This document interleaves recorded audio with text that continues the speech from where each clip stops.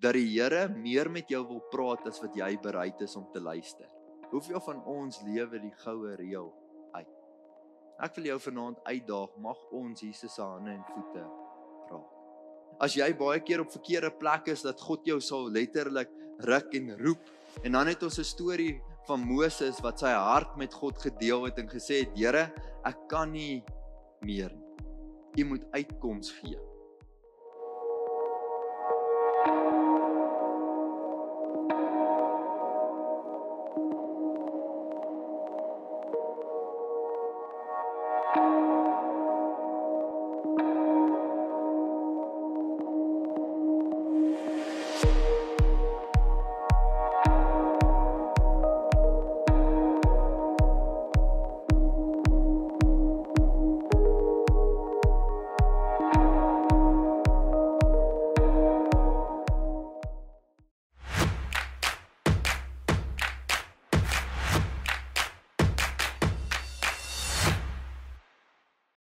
Here, ons wil net ervaar hoe U deur die Gees ons kom bedien, Here.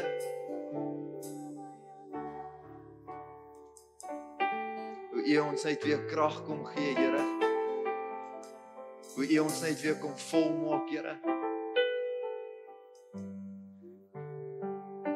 Here, hoe U kom vertroos. Here, in oomblikke soos hierdie wil ons net stil raak in U teenwoordigheid wees.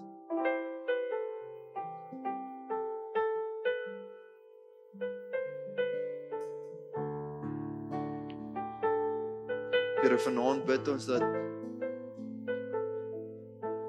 U lewens en harte sal aanraak, Here. Here, vanaand bid ons dat U sal kom regmaak dit wat gebreek is. Here, dat U sal kom genees daar waar genesing nodig is. En dat U sal kom vashou die wat net U arms nodig het.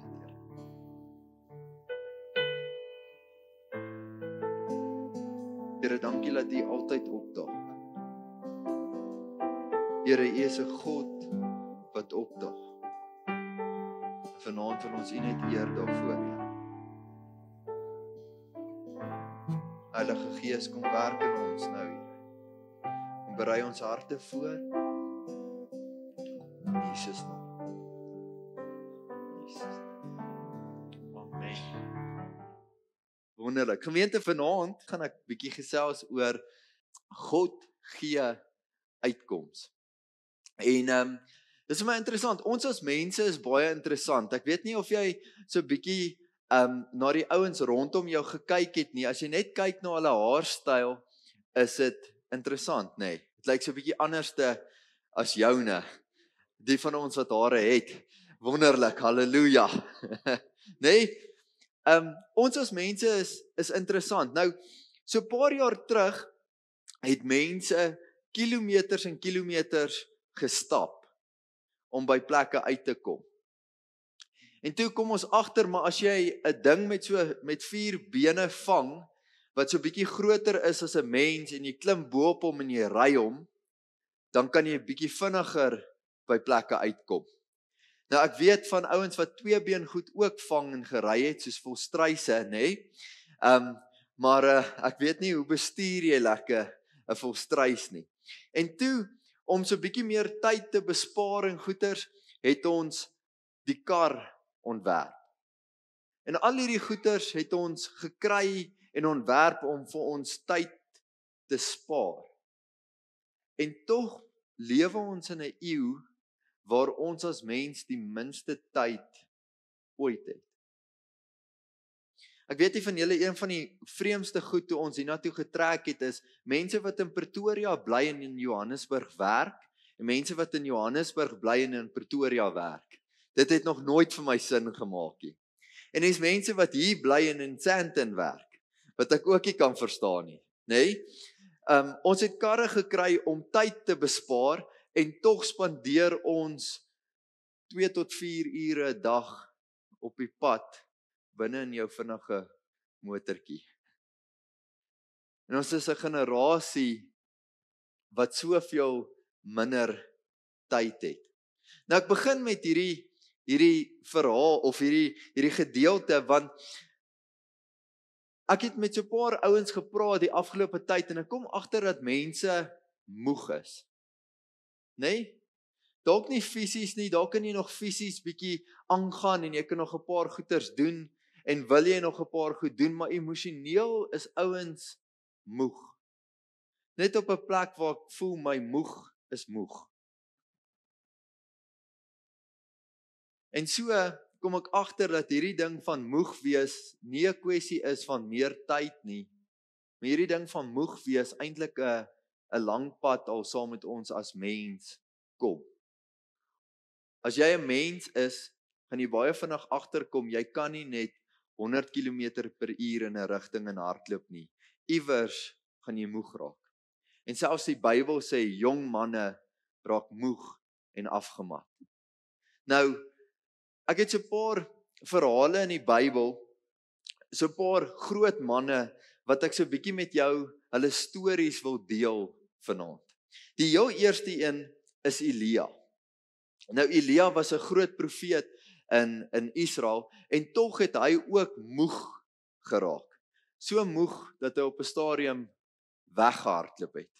Weg van God se plan vir sy lewe. Nou, ek wil so 'n klein bietjie vir jou hierdie storie van Elia lees en dan sal ek so 'n bietjie agtergrond gee en dan gaan ek so 'n bietjie uitkomste gee oor wat hierdie manne gedoen het om weer vol te kom, om weer energie te kon kry.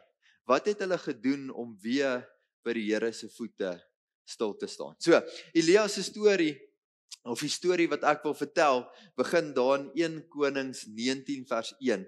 Dit sê Agab het vir Isabel vertel wat Elia alles gedoen het, ook dat hy al die profete om die lewe gebring het. Toe het Isabel 'n boodskapper na Elia toe gestuur om vir hom te sê, mag die gode my om die lewe bring, as ek nie môre teen hierdie tyd met jou gemaak het, soos jy met die profete gemaak het nie. Elia het bang geword en ter wille van sy lewe gevlug. Toe hy by Beersheba in Juda kom, het hy sy slaaf daar agtergelaat. Hy self het egter 'n dagreis verder die woestyn ingegaan. Daar het hy onder 'n besembos gaan sit en gewens hy gaan dood. Hy het gesê, nou is dit genoeg, Here, neem my lewe, want ek is niks beter as my voorvaders nie. Nou, hoekom vertel ek jou hierdie verhaal? As jy so 'n bietjie teruggaan in hierdie storie van Elia, hierdie ongelooflike profeet, het dit nie gereën in Israel vir 'n aantal jare nie. En hierdie profeet Elia het toe die Baal-profete uitgedaag oor hulle gode. En hy het vir hulle gesê, kom ons kry 'n altaar en dan bid julle vir julle gode en ek sal bid vir my God en dan kyk ons wie se God is die regte en die ware God. En dan ken ons die storie, nê, waar die Baal-profete 450 van hulle vroegoggend begin bid het vir hulle gode. Hulle self begin sny het, gehuil het. En op 'n stadium het Elia hulle tot gespot en vir hulle gesê, hoor hierso, dalk slaap julle God. Dalk moet julle so 'n bietjie harder skree. En toe het hy vir hulle gesê, okay, julle het nou genoeg tyd gehad, grou 'n sloot rondom die altaar en gooi die altaar vol water met die offer op.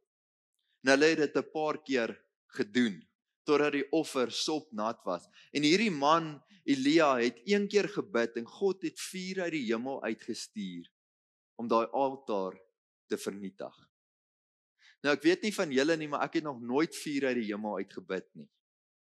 Ek dink nogal, as ek so iets kon regkry, sou ek nogal gevoel het, I'm the man. Nee? En erger, of die groter gedeelte van die storie is, hy het toe al 450 Baal-profete gevangene geneem en hulle doodgemaak. Dis 'n ongelooflike storie. En dan kom ons op 'n plek, waar Elia al hierdie groot goeders gedoen het, hy het vuur uit die hemel uitgebid, en 'n vrou stuur 'n dreigement na hom toe, en hy hardloop weg. Okay, ek gaan dit weer sê. Hierdie man het 4 uit die hemel uit kon bid. Hy het 450 profete doodgemaak en 'n vrou stuur 'n dreigement en hy hardloop weg. Die Bybel sê hy raak so bang dat toe hy in die woestyn ingaan, dat hy vir die Here vra om eerder sy lewe te vat, want hy's niks beter as sy voorvaders nie. Gemeente, ek weet nie van julle nie, maar as ek nou net 4 uit die hemel uit gebid het, is daar nie 'n manier wat ek weghardloop vir 'n vrou nie. Dalk is dit my eie vrou is. Hierdie storie is hierdie ongelooflike verhaal van hierdie profeet, hierdie magtige, kragtige profeet wat 4 uit die hemel uit kan bid.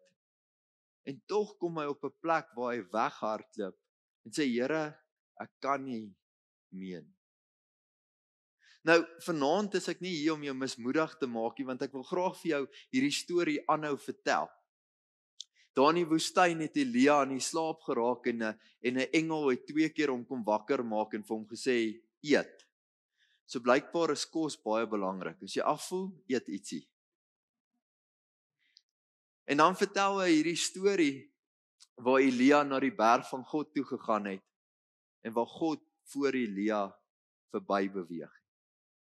En dan vir Elia gevra het, Elia, wat maak jy hierso? Nou hierdie verhaal vertel so 'n bietjie vir ons van hoop. Dat selfs as jy buite God se wil beweeg, dat God met jou wil praat. En dat God jou wil terugroep na die droom en die plan wat hy het vir jou lewe. Ek wil jou vanaand bemoedig dat as jy op 'n plek kom waar selfs 'n dreigement van 'n vrou vir jou te moeilik en te swaar raak, waar jy bietjie voel soos ek moet weghardloop. Ek kan nie meer dit hanteer nie. Sal die Here opdaag en vir jou nuwe krag gee. Ek gaan dalk vir jou vra, Byron, wat maak jy hier? Maar die Here sal jou terugbring na sy plan en sy doel vir jou lewe. Die tweede verhaal wat ek vir jou wil vertel is die storie van Dawid. Nou, ons almal ken die bekende gedeeltes van Dawid, nê? Nee. Daai wat die liedjies oor geskryf was van toe tel Dawid. Ek toets net. Nee, ons ken almal daai stories, maar 'n groot gedeelte van Dawid se lewe spandeer hy eintlik as 'n huursoldaat. Hy moes weggehardloop het van die koning van Israel, koning Saul, want hy wou hom doodgemaak. En Dawid bly in 'n vreemde stad, 'n vreemde dorp, nie tussen sy eie mense nie, met sy soldaatgroepie van huursoldate. En op 'n dag is hulle uit en hulle gaan voer oorlog en hulle is hierdie magtige weermag, hierdie magtige huursoldate.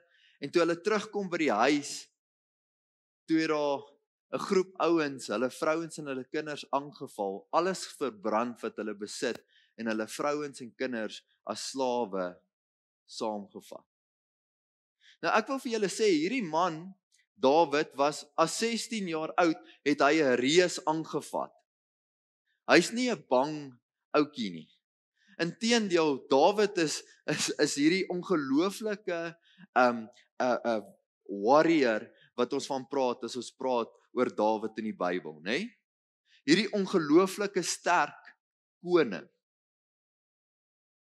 En tog deur sy lewe kom ons agter dat Dawid nie hierdie brawe man altyd was nie. Ek wil graag vir jou hierdie versie lees, net een versie in daai verhaal. Dit staan in 1 Samuel 30 vers 4. Jy kan die hele 1 Samuel 30 gaan lees om hierdie verhaal te gaan lees. Daar staan Dawid en sy manne het hard gehuil totdat hulle nie meer kon huil. Nou as ek aan Dawid dink ek nie aan 'n man wat huil nie, nê. Ek het altyd hierdie grappie met die jong ouens, dan sê ek 'n man mag huil agter 'n toe deur in die shower saggies. Nou is dit tyd vir 'n man om te huil, maar meeste van die kere moet ons sterk staan. Ons het tyd om soos Dawid jou hart voor God uit te giet. Nou dis vir my 'n interessante storie, want hierdie man al van 16 jaar af fight hy reëse, hy's 'n soldaat, bo soldate. En tog toe hy by hierdie situasie kom, toe breek hy en hy huil totdat hy nie meer kan huil nie. 'n Hopelose situasie.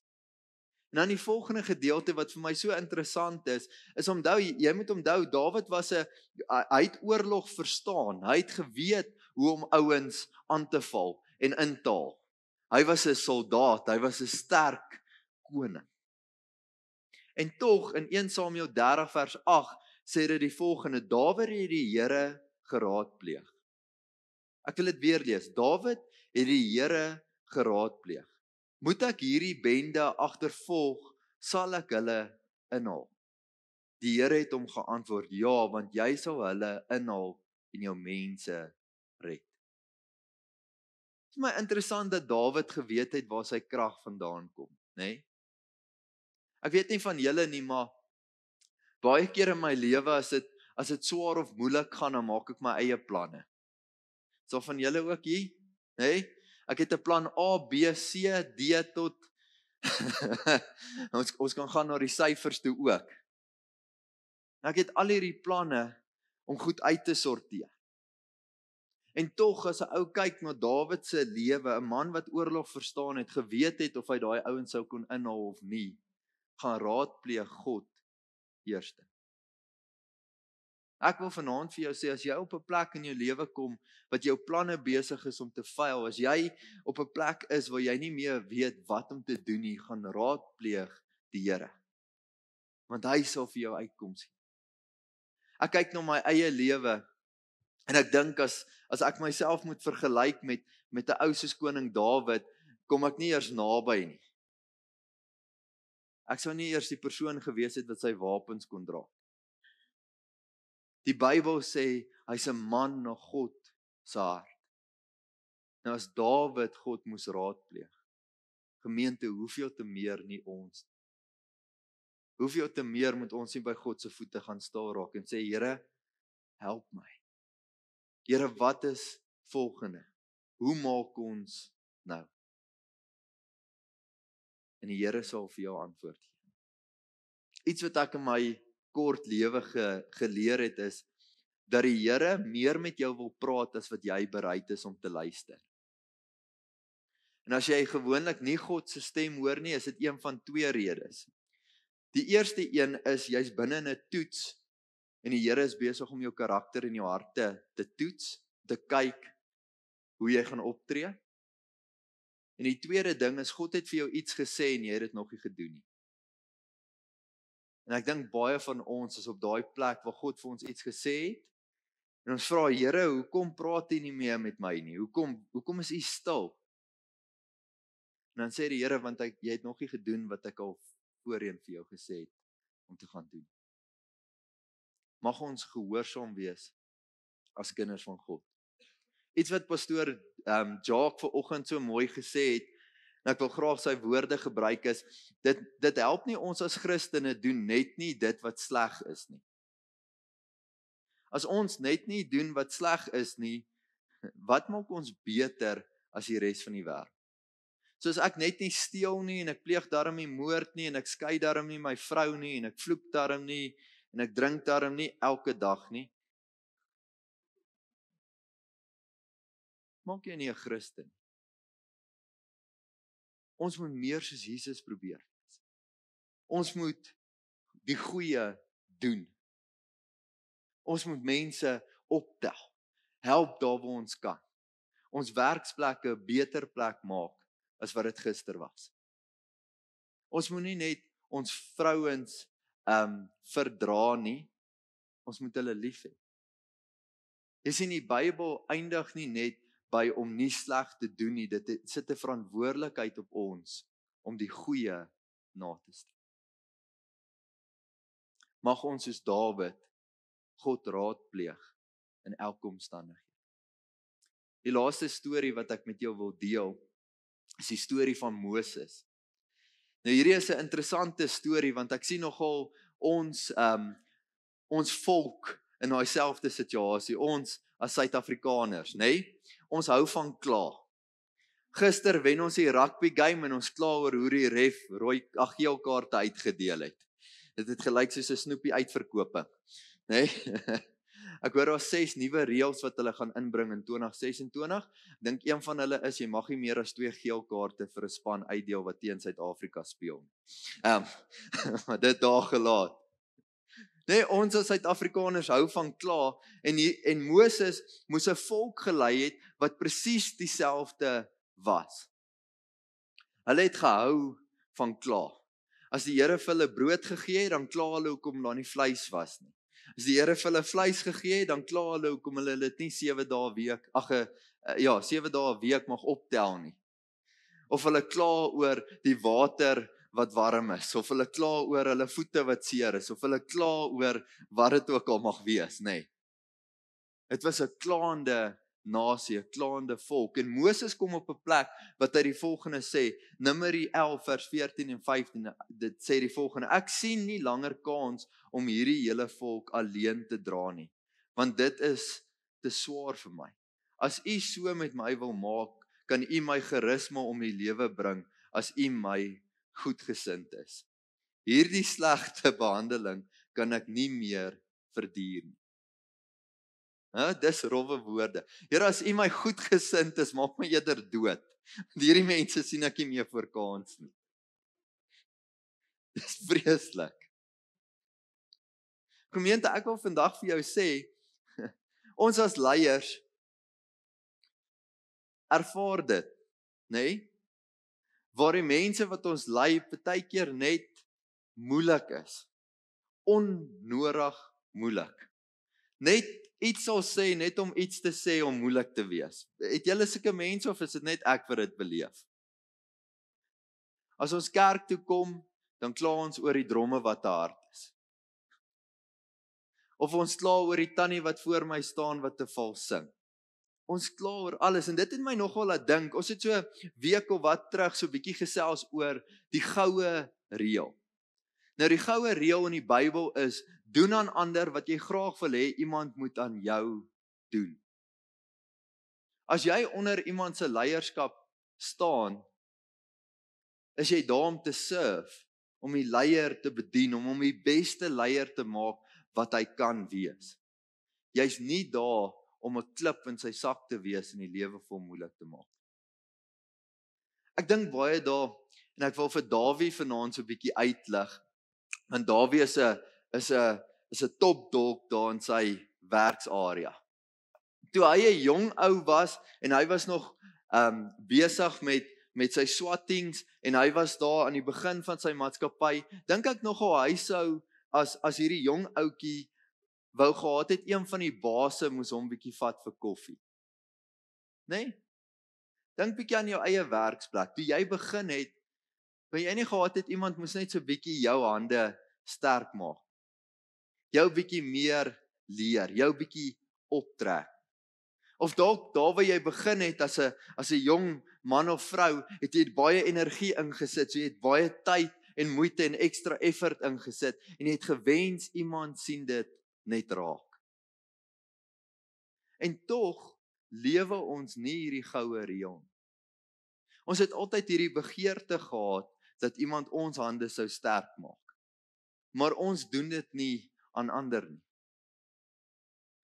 Ek wil 'n bietjie vanaand met die paas gesels. Ek weet nie van julle nie, maar ek het baie keer die begeerte gehad dat my pa my sou vat net vir 'n milkshake of 'n burger iewers. En ek wonder ons as paas, hoeveel keer vat ons seuns en ons dogters uit vir 'n milkshake of 'n burger? Hoeveel keer sit ons en luister net regtig na dit wat in hulle harte aangaan? Jy sien, die goue reël sê nie ek behandel mense net reg nie. Dit sê ek doen aan ander wat ek graag wil hê hulle aan my moet doen. Ek onthou as 'n arm student het ek extractor fans skoon gemaak en dis die van julle wat weet of die van julle wat dalk nie weet nie, jy werk letterlik in olie en grease. Dis 'n baie vuil en slegte job. En ek het baie daar gesit en gewens iemand kom my net 'n paar rand in die hand stop. Sê hy, well done. Hoeveel van ons doen dit in die jonger generasie? Wie van ons pas die goue reël toe? Sê Jessie, ek wens iemand kom my so hanteer het, maar nou dat ek het, Jessie, nou gaan ek help. Of nou dat ek darm 'n salaris verdien, nou kan ek, kom ek vat die ouetjie vir 'n hamburger en coke. Hoeveel van ons lewe die goue reël uit? Of is ons net 'n klomp klippe in 'n ou se sak? Vir die leiers moeg maak om te lei. Hierdie storie van Moses is 'n storie waar hy nie meer kon deel met 'n volk wat aanhou kla het. Ek weet nie van julle nie, maar as ek gesien het hoe God 10 pla oor 'n nasie stuur en dan die Rooi See oopmaak, en ek is een van daai mense, sou ek baie dankbaar gewees het net om dit te kon sien. Never mind brood uit die hemel uit eet. Ons as mense raak so vinnig gemaklik. Ek wil jou vanaand uitdaag, mag ons Jesus se hande en voete raak. Ons as die kerk word geroep om meer te wees en meer te doen, as om net Sondag kerk toe te kom. Mag ek julle uitdaag om Jesus vir iemand anders te wees. Nou my laaste storie wat ek so 'n bietjie wil vertel, kom nie uit die Bybel uit nie. Dalk voordat ek dit vertel, wil ek met jou laaste versie deel. Het staan in Psalm 30 vers 4 tot 6. Dit sê, Here, U het my gered van die doderyk, my aan die lewe gehou tot ek al op pad was na die dode toe. Sing tot die eer van die Here, julle wat hom getrou dien. Loof sy heilige naam. Waarlik, sy toorn duur net 'n oomblik, maar sy goedheid lewenslang. Gisteraand was daar nog trane en vanmôre lag ek alweer. Nou, ek het 'n laaste storie wat ek graag aan julle as gemeente wil vertel, want ons praat so 'n bietjie as God uitkoms gee. En ons het drie stories hier aangehaal waar as jy baie keer op verkeerde plek is, dat God jou sal letterlik ruk en roep en voor jou verby sal gaan om jou terug te bring in sy wil en sy plan vir jou lewe. Ons het 'n storie van Dawid wat God geraadpleeg het. En dan het ons 'n storie van Moses wat sy hart met God gedeel het en gesê het, Here, ek kan nie meer nie. U moet uitkoms gee. Want hierdie mense is 'n klomp klippe in my sak. Die laaste storie wat ek wil vertel, gaan oor baie keer is ons moeg en sien ons nie meer kans nie as gevolg van ons eie keuses en die sonde in ons lewe. Nou pastoor George vertel my hierdie week hierdie ongelooflike storie en ek wil dit met jou deel oor 'n storie wat oom Stefan gebruik met eerste tree. Ek kan nou sê IJsland, maar dit is nie IJsland nie, want IJsland het nie ys nie en Groenland het nie groen nie. Maar dit het ys, so is baie deurmekaar, nê? So daar in Groenland waar die ysbere rondloop, as daar 'n ysbeer tussen die mense in beweeg, hulle is verskriklik aggressief en maak mense dood. So in steede daarvan om 'n klomp jagters agter 'n ysbeer aan te stuur en dit te risk dat een van hulle sal doodgaan, steek hulle 'n spies gewoonlik in die sneeu en hulle meng dan ys met bloed. En dan sit hulle hierdie bal bo op die spies. En dan wat sou gebeur is, die ysbeer sal die bloed ruik en hy sal aan die ys begin lek. Tot op 'n plek waar die spies sy tong sny. En dan sal die beer nie agterkom, maar hy's besig om sy eie bloed te drink nie. En 'n dag later sal hulle die dooie ysbeer naby die spies kry. Nou sonde in ons lewe is presies dieselfde. Sonde aanvanklik lyk aanloklik. Ons ruik die bloed. Dit lyk aanloklik. En baie ouens akkommodeer sonde in hulle lewens. En hulle besef nie dat daai klein sonde wat jy toegelaat het in jou lewe, op die einde van die dag jou hele lewe kan vernietig. Gemeente, ek wil vanaand vir jou sê, baie van ons is moeg omdat ons ver is van die Here. En ek wil 'n uitnodiging maak vanaand, kom terug by God. Kom terug by God se voete. Hierdie 3 stories van hierdie 3 manne wat ons van gehoor het nooit God verlaat nie. As hulle moeg en moedeloos en selfs bang was, het hulle na God toe gehardloop. En selfs Elia wat probeer weghardloop het nie verkeerde goed gedoen nie, hy het nie sonde in sy lewe toegelaat nie. So die Here kon hom net weer herinner, hey, jy's hiernatoe op pad. As jy sonde in jou lewe akkommodeer, is dit nie 'n kwessie van of dit jou gaan doodmaak nie, dis wanneer dit jou gaan doodmaak, wanneer die sonde in jou lewe gaan vernietig. Ons praat oor die goue reël dat ons wil hê, of jy moet doen dit wat jy graag wil hê ander moet aan jou doen. My vriende weet, hulle het 'n oop deur na my toe. As ek goeders in my lewe toelaat, moet hulle my kom reghelp. Moet hulle my kom teregwys.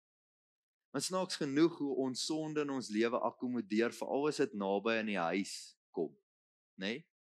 As omstandighede moeilik raak, of jy sit in 'n situasie met familie, dan kan ons baie maklik sonde maar akkommodeer. Dis soos om daai spies rond te dra en vir iemand te sê lek maar.